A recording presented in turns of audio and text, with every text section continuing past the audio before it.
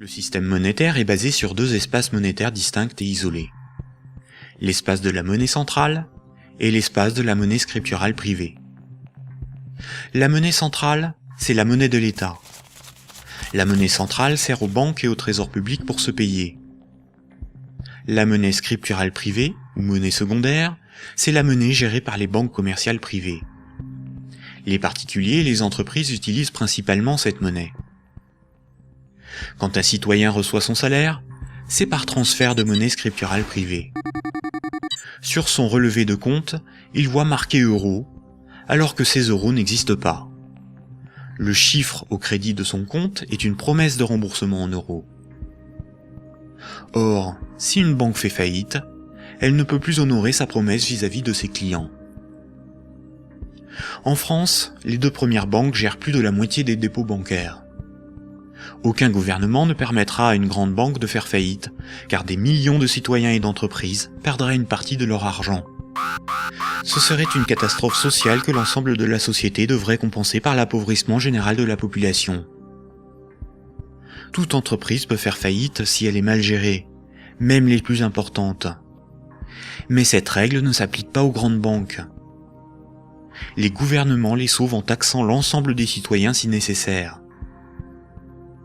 Voici ce qu'en pense Frédéric Lordon, économiste, directeur de recherche au CNRS et chercheur au Centre de sociologie européenne. Frédéric Lordon, vous êtes plus radical ? J'en ai peur. C'est-à-dire, il me semble que derrière toutes les argumentations techniques du monde, il y a une question préjudicielle qui est une question de principe. Alors je voudrais repartir des sauvetages de 2008-2009, parce qu'il me semble que celui qui se profile va avoir à peu près les mêmes propriétés. À propos de ces sauvetages bancaires, on peut dire non contradictoirement deux choses. La première, c'est qu'ils étaient une nécessité impérieuse, et je dirais même vitale. Et la deuxième, c'est que cependant, ils ont été des scandales sans nom. Des scandales sans nom. Alors pourquoi ça a été un scandale? Les gens le savent, alors ils sont un peu plus qu'échauffés, hein, je vous assure. On a sauvé les banques, on a sauvé la finance sans la moindre contrepartie, pas le plus petit commencement de réglementation d'activité financière ou de transformation des structures bancaires. Donc, si vous me passez l'expression, le corps social en a gros. Mais pour autant, il était une nécessité impérieuse de les sauver, pour une raison extrêmement simple, c'est que il faut que les gens essayent de se figurer l'ampleur des dévastations économiques et sociales qui suivent de la matérialisation d'un risque systémique. C'est dans le cadre de cette hypothèse que je me situe. On pourra peut-être y revenir tout à l'heure. C'est-à-dire l'effondrement total de toutes les banques. Les transactions les plus élémentaires deviennent impossibles. Je veux dire, aller acheter son pain à la boulangerie, ça marche plus. Tout simplement parce que retirer de l'argent au distributeur à billets, ça marche pas. Faire un chèque, ça marche pas. Une carte bleue, ça marche pas. Vous avez les piécettes dans la poche, ça vous mène pas loin. Hein. Vous tenez 4-5 jours en forçant plutôt sur les patates. Et après, c'est retour au jardin potager pour ceux qui en ont un, et pour les autres, c'est retour vers l'état de nature économique. Ce que vous décrivez là, ça semble une catastrophe.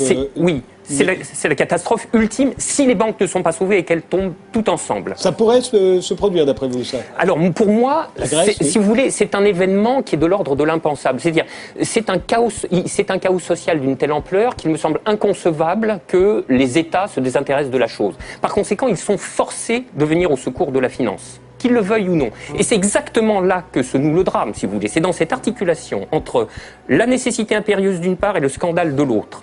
Le corps social est forcé, par pouvoir public interposé, de venir au secours des banques, car si les banques calanchent, c'est le corps social qui calanche dans la semaine qui suit. Et forcément, les intérêts matériels de la population sont si intimement liés à la structure bancaire qu'il est impossible de la laisser crever. Et vous voyez donc là où est le problème, c'est que de par leur position très particulière dans la structure sociale du capitalisme, les banques sont les dépositaires de fait de deux biens publics vitaux pour une société marchande. Vitaux. Le premier, c'est les encaisses monétaires de la population, les dépôts, les épargnes. Je veux dire, si toutes les banques tombent, ceci s'évapore dans l'instant. Et c'est pas la peine de se gargariser avec le fonds de garantie des dépôts. Hein. Ça va si une banque ou deux tombe. Si la totalité s'écroule, le fonds saute comme un bouchon de champagne. Et le deuxième bien public vital, c'est l'intégrité du système des paiements. Et c'est parce que les banques ont capté ces biens publics qu'elles peuvent contraindre l'État, les corps sociaux à leur venir en aide. C'est quoi l'intégrité du système des paiements? C'est le fait que les banques sont les teneurs de compte, qu'elles les mouvementent, qu'elles les débitent, qu'elles les créditent. Donc elles sont les les opératrices. garantissent. Absolument. C'est pas qu'elles les garantissent, c'est qu'elles opèrent très concrètement et très basiquement les transactions élémentaires. La gestion des moyens de paiement. Et exactement. Bon, alors, si vous voulez, là, il y a une situation de fait que les économistes appellent dans leur langage fleuri l'aléa moral, mais dont le vrai nom est prise d'otage. Et celle-là, elle est colossale. Si vous voulez, chaque fois qu'il y a un mouvement social dans les transports ou le ramassage des ordures, on vous bassine avec la prise d'otage des syndicats. Mais ça, c'est une prise d'otage, mais cosmique. C'est énorme. Personne n'en parle jamais. Donc, la question de principe est la suivante. Derrière la question du sauvetage des banques et derrière la question des banques tout court, le corps social doit se poser la question de savoir s'il continue de tolérer que ces biens publics vitaux soient ainsi remis à des intérêts privés, et spécialement à des intérêts privés aussi mal éclairés que ceux de la finance, quand elle est mouillée jusqu'aux sourcils dans les marchés de capitaux. Bon, je trouve que poser la question, c'est y répondre. Et si on ne répond pas non, cette obligation de venir à la rescousse des banques se reposera éternellement. D'où ma conclusion. Il faut envisager la déprivatisation intégrale du secteur bancaire. La nationalisation. Alors, la nationalisation...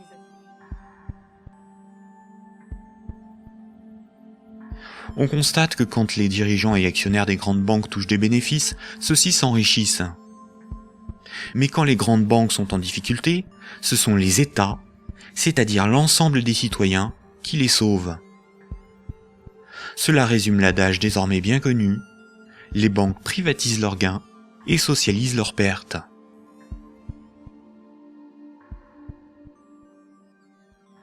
Trois citoyens et un banquier échouent sur une île déserte au beau milieu de l'océan. Ils s'organisent et décident de créer leur propre monnaie, qu'ils appellent euro. Le banquier fonde l'unique banque commerciale privée de l'île. Comme cette banque est nouvelle, les trois citoyens n'ont rien sur leur compte. Ils ne peuvent pas s'échanger et se vendre ce qu'ils produisent. Ils ont bien des marchandises à se vendre, mais aucune monnaie pour les payer. Pour disposer de moyens de paiement, chaque citoyen va faire un crédit de 10 €, remboursable en 11 mois. Chaque citoyen devra rembourser 10 € de capital, plus 1 € d'intérêt. Lorsque le banquier leur accorde le crédit, il crée 10 € à partir de rien sur chaque compte. Le premier mois, la masse monétaire est de 30 €. Les citoyens disposent de monnaie pour s'échanger ce qu'ils produisent. À la fin du premier mois, les citoyens commencent à rembourser leur crédit. Le banquier prélève 1 € d'intérêt, qu'il utilise pour acheter des marchandises aux citoyens. La masse monétaire reste de 30 €. À l'issue du deuxième mois, le banquier efface 1 € du compte de chaque citoyen. Il reste 27 € en circulation. À l'issue du troisième mois, le banquier efface à nouveau 1 € du compte de chaque citoyen. Il reste 24 € en circulation. De mois en mois, la situation devient un peu plus compliquée, car la masse monétaire ne cesse de baisser. Les citoyens se retrouvent en concurrence pour capter l'argent. À l'issue du 11e mois, après une farouche concurrence entre les trois citoyens pour capter la monnaie restante, leurs comptes sont vides, car tout le monde a remboursé exactement ce qu'il avait emprunté à la banque. Plus rien ne peut être ni acheté ni vendu. C'est la crise économique. Le banquier réunit les citoyens et leur dit: « Pour résoudre cette situation, c'est très simple. Vous n'avez qu'à m'emprunter à nouveau de l'argent. » Les citoyens acceptent. Ils font tous à nouveau un crédit de 10 €. À la fin du premier mois, le banquier prélève 1 € d'intérêt, qu'il garde pour lui car il a tout ce qu'il lui faut. Au fil des mois, le banquier supprime les euros correspondant au remboursement des crédits. Comme les intérêts n'ont pas été dépensés par le banquier, c'est au bout du 10e mois seulement que les comptes des trois citoyens sont vides. Il n'y a plus de monnaie en circulation, et pourtant il manque 3 € pour rembourser la totalité de leur crédit. Le banquier réunit les citoyens et leur dit: « Il y a une manière très simple de repousser le moment où vous serez à zéro sur vos comptes. Vous n'avez qu'à m'emprunter régulièrement de l'argent, bien avant que la masse monétaire ne baisse trop et que l'économie ne s'arrête. Et pour compenser les intérêts que je ne dépense pas, il vous suffit de m'emprunter à chaque fois quelques euros de plus. Les citoyens acceptent. Désormais, ils sont en permanence endettés, sinon la monnaie disparaît et l'économie s'arrête. Ils appellent cela la croissance. Mais comme ils sont endettés, ils se mettent à produire toujours plus pour rembourser le banquier, bien au-delà de leurs besoins réels. Ils ne produisent pas pour avoir de quoi se vêtir, se nourrir ou se loger. Ils produisent pour avoir l'argent nécessaire pour rembourser leur crédit. L'argent est devenu le moteur de leur vie, et non ce dont ils ont besoin pour vivre. Ce système permet au banquier de ne rien produire. Il passe son temps à gérer ses comptes, à créer de la monnaie puis à la détruire. Avec la monnaie qu'il fabrique, il achète ce dont il a besoin aux citoyens. Rapidement, les ressources naturelles de l'île viennent à manquer. Il n'y a plus de bois, plus de gibier, plus d'eau, plus de terre pour produire toujours plus. La croissance a épuisé les ressources naturelles et détruit l'environnement.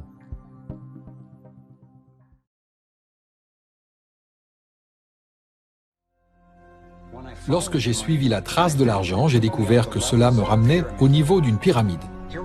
Nous nous situons à la base, vacants à nos occupations quotidiennes.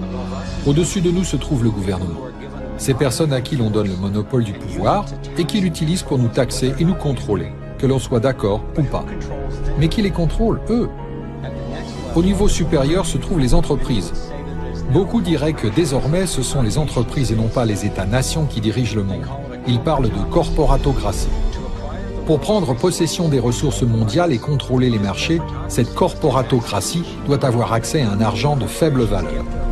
Les grandes entreprises obtiennent leurs prêts à des taux préférentiels auprès des grandes banques, ce qui signifie que les élites aisées qui contrôlent les plus grosses banques contrôlent ces entreprises.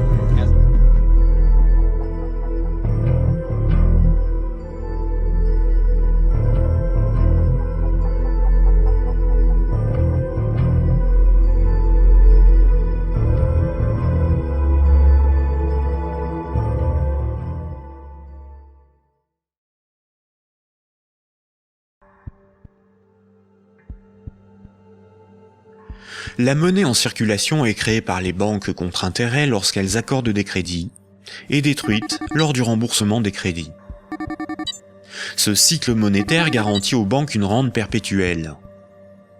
Les créanciers sont les banques et le secteur financier, et les débiteurs sont le reste du monde. Notre système économique n'est en rien libéral, puisque nous sommes dépendants des banques pour réaliser le moindre échange économique. Nous ne sommes pas libres de ne pas être endettés. La rareté de la monnaie organise la concurrence entre les individus, entre les entreprises, entre les nations. Les banques créent la monnaie en fonction de leurs propres intérêts et non en fonction de l'intérêt général. Les conflits armés sont plus lucratifs que la diplomatie. La concurrence, plus dépensière que la coopération. La spéculation plus rentable que le social. Si les banques pouvaient nous vendre l'air que l'on respire, elles le feraient. Pour certains philosophes des siècles passés, voici l'ordre naturel des choses. Le divin représente l'ordre supérieur. L'ordre moral est guidé par le divin, par le sacré. L'ordre politique est guidé, lui, par la morale, et la finance, elle, est au service de l'ordre politique. Mais si la monnaie n'est plus le reflet des échanges économiques de ceux qui créent les richesses réelles, mais le moyen par lequel ces richesses réelles sont échangées, l'argent devient le maître du monde. Une inversion des ordres s'opère. Le divin est remplacé par l'argent. N'a de valeur que ce qui a un prix. Les marchés font office de morale. Rien ne doit enfreindre les lois du marché, bénéfiques pour l'humanité. La finance est au service des marchés. Les financiers sont les nouveaux prophètes, ils défendent l'immanente main invisible. La politique et l'État sont au service de la finance, car ils en sont dépendants. Ils sont forcés de défendre les intérêts de la finance au détriment de ceux des peuples. Frédéric Bastiat, économiste politique au XIXe siècle, disait ceci.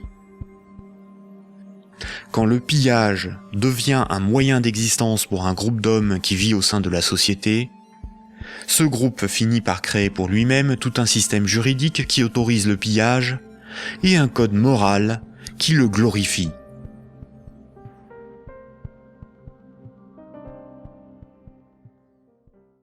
Je pense que c'est une erreur de penser que les politiques sont impuissants ou incapables ou ne comprennent pas, en faisant comme s'ils servaient l'intérêt général, et pour servir l'intérêt général, effectivement, ils sont pas bons. Si on renverse la perspective en comprenant que finalement ces gens-là servent les intérêts de ceux qui les ont fait élire, et qui sont les 1% les plus riches de la population, à ce moment-là, c'est pas du tout une catastrophe. Vous parlez de catastrophe, mais c'est une réussite formidable. Tout se passe comme prévu. La sécurité sociale est détricotée, le chômage se porte à merveille, ce qui permet de tenailler les salaires et d'avoir des bas salaires, donc des hauts profits. Donc tout se passe bien, en fait, du point de vue des 1% qui se gavent comme jamais. Les banques qui devraient être en prison pour faillite frauduleuse, leurs patrons se font mieux payer que jamais et arrivent maintenant au gouvernement des différents pays. Je trouve que la situation est pas du tout catastrophique pour ceux qui financent les campagnes électorales des élus. Et je trouve que là, de ce point de vue, c'est assez logique. Hollande, il sert les intérêts de ceux qui l'ont fait élire en le faisant passer à la télé, dans les journaux. Et pourquoi une banque achète Libération? Pourquoi une banque achète Le Monde? Pourquoi une banque achète le quart Sud-Est? Pourquoi le Crédit Mutuel achète le quart de la presse quotidienne régionale? C'est pour gagner les élections. Et ensuite, les élus rendent des comptes à ceux qui les font élire. Le problème, c'est que nos élus ne doivent rien aux électeurs. Que vous votiez ou vous votiez pas, c'est pas vous, ce sera un autre. Ceux qui vont voter, c'est ceux qui regardent la télévision, qui sont pas politisés. Il faut qu'ils passent beaucoup à la télévision. Vous regardez les curseurs, c'est incroyable la similitude qu'il y a entre les courbes de passage à la télé et les résultats aux élections. Il suffit de monter les curseurs des challengers, vous les montez à 10, 15%, ça va donner l'impression de la pluralité. Et puis les deux partis qui ont la même politique de droite dure, qui s'appelle gauche et droite, mais en fait ils ont la même politique pour les industriels et les banquiers, les multinationales en fait. Ben, vous les mettez au curseur plus haut et ils vont être élus l'un ou l'autre, en fait, peu importe, ils vont faire la même politique. Alors évidemment, les gens sont gentils, ils croient les candidats au moment des campagnes électorales, et c'est notre gentillesse qui fait la déception après. Mais enfin, après 200 ans d'échec du suffrage universel, qui permet aux riches d'acheter le pouvoir politique, depuis qu'ils écrivent les constitutions, ces gens-là ont mis en place un système, d'abord censitaire, là au moins c'était clair, et ensuite universel quand ils sont aperçus. Tocqueville disait très tôt, donc début du 19e siècle, il disait « Je ne crains pas le suffrage universel, les gens voteront comme on leur dira ». Et ça fonctionne très bien. Donc, le fait de désigner des maîtres au lieu de voter des lois est une imposture politique. Nous ne sommes pas en démocratie. En démocratie, nous voterions nos lois nous-mêmes. Un homme, une voix pour voter les lois, pas pour désigner des maîtres. Le fait de nous imposer de désigner des maîtres est une supercherie. Ça donne un résultat plutocratique avec les riches qui dirigent depuis 200 ans. Alors aujourd'hui, on arrive dans une crise parce que le capitalisme n'arrive pas à verser suffisamment de salaire pour vendre leur camelote. Alors effectivement, ils prétendent que le système est en crise comme si c'était un accident. Mais c'est pas du tout un accident. Les choses se passent comme d'habitude, avec une impuissance politique. Vous avez raison sur l'impuissance politique, mais cette impuissance politique, elle est programmée. Il y a un endroit où il est écrit que le peuple n'a aucune puissance. Ça s'appelle la Constitution. Le problème, c'est que tout le monde s'en fout. Nous nous foutons de la Constitution. C'est bien fait pour nous. C'est pas la faute des affreux qui dirigent, c'est notre faute à nous de pas écrire notre Constitution dans laquelle nous prévoirions notre puissance. Le référendum d'initiative populaire, les élections sans candidat ou les élections avec des primaires et avec l'impossibilité pour les condamnés de se représenter, etc. Notre impuissance tient à notre démission du processus constituant. Et tant qu'on bavarde sur ce que font les représentants politiques qui sont les représentants des riches, on passe à côté de la cause de nos problèmes. Donc il me semble qu'en recentrant la réflexion sur la cause de nos problèmes, on arrive à trouver des solutions. Le problème est là, c'est que l'écologie est minorée par ignorance. Et le problème aujourd'hui, c'est comment faire que l'on prenne conscience de cette problématique gravissime qui est en fait la problématique la plus importante qui concerne la survie de tous. Donc voilà, alors il y a cette défaillance qui occulte les problèmes les plus importants et qui met le superflu, donne beaucoup plus d'importance au superflu qu'à ce qui est indispensable. Et ça, c'est l'ensemble du système social qui est comme ça, dans l'ignorance ou voire même le mépris, voire une distance par rapport à ces questions qui sont les questions indispensables à la suite de l'histoire. Is from the Icelandic president, who's standing alongside me, Olafur Ragnar Grimsson. Mr. President, why are you such a beacon of hope? Why has Iceland survived where Europe has failed? What are you doing differently? I think it surprises a lot of people that 4 years ago we were exhibit number one of a failed financial system. But now we are back on recovery with economic growth and very little unemployment. And I think the primary reason is that we were wise enough to realize this was also a fundamental social and political crisis. But above all, we didn't follow the traditional prevailing orthodoxies of the Western world in the last 30 years. We introduced currency controls, we let the banks fail, we provided support for the poor, we didn't introduce austerity measures of the scale you're seeing here in Europe. And the end result, 4 years later, is that Iceland is enjoying progress and recovery very different from the other European countries that suffered from the financial crisis. But with your policy of letting the banks fail, would that have worked for the rest of Europe? I think so, because as I'm often asked people, why do they consider the banks to be the holy churches of the modern economy? Why are private banks, not like airlines and telecommunication companies, allowed to go bankrupt if they have been conducted in an irresponsible way? The theory that you have to bail out banks is a theory about bankers enjoying for their own profit the success and then letting ordinary people bear the failure through taxes and austerity. And people in enlightened democracies are not going to accept that in the long run. It wouldn't work for the UK with their reliance on the financial sector, though, would it? Well, this is an interesting question, because one thing we learned after the collapse of the banks in Iceland, that the Icelandic banks, like the British and the Americans and other banks, have in fact become high-tech companies, hiring engineers, mathematicians, computer scientists. And when they failed, the innovative sectors of our economy, the IT sector, the high-tech sector, in fact blossomed and have been doing much better in the last 3 years than ever before. So the lesson of that is that if you want your economy to be competitive in the innovative sector of the 21st century, a strong financial sector that takes the talent from these sectors, even a successful financial sector, is in fact bad news if you want your economy to be competitive in the areas which really are the 21st century areas: innovation, technology, IT. President Grimsson, thank you. Dans les médias dominants, c'est l'oligarchie qui décide l'information qui doit être diffusée en fonction là aussi de ses propres intérêts. Le contrôle du vecteur soit de la richesse, c'est-à-dire la monnaie, soit de la connaissance et des idées, c'est-à-dire les médias, soit encore du système législatif, c'est-à-dire le gouvernement représentatif non démocratique, sont les instruments de la domination des oligarchies.